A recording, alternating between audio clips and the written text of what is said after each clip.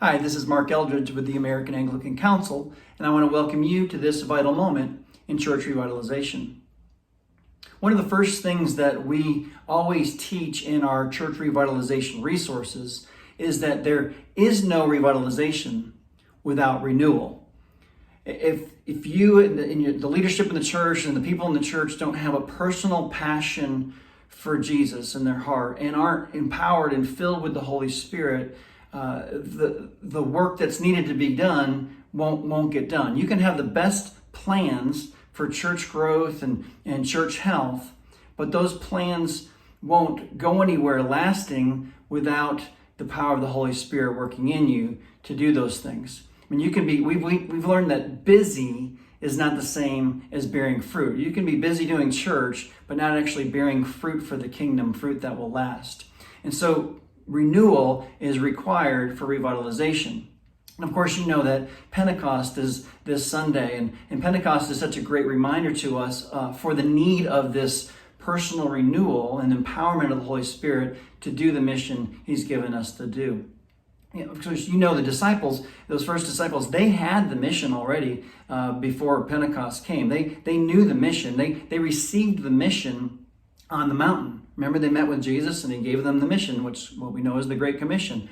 Go and make disciples, baptizing them of all nations, baptizing them in the name of the Father, the Son, and the Holy Spirit, teaching them to obey everything I have commanded you, and I will be with you always to the very ends of the ages.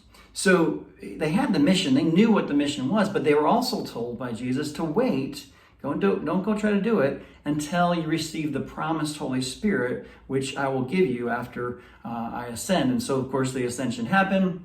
And then 10 days later, they were waiting and Pentecost came. And of course, when Pentecost came, they were filled with the Holy Spirit. And what happened? They went from Jerusalem to Judea, Samaria, and to the ends of the earth. The Great Commission began to be fulfilled through them.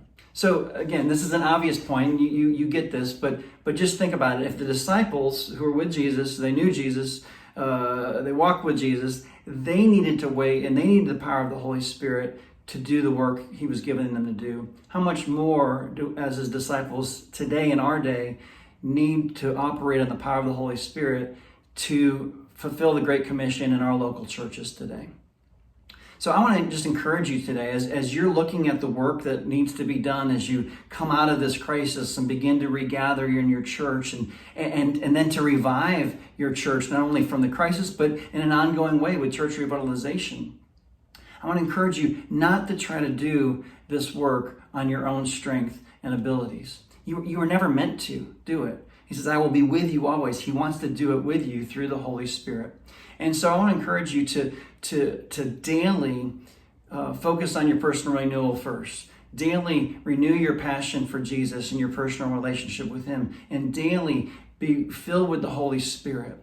And in that daily renewal, then go do the work of revitalization. And in that power of the Holy Spirit, fulfill the Great Commission and reach the people He's called you to reach in the community in which you live. Well, just know at the AAC, we are praying for you to be empowered in the Holy Spirit this Pentecost to do that work. Well, God bless, and we'll see you next time for these vital moments.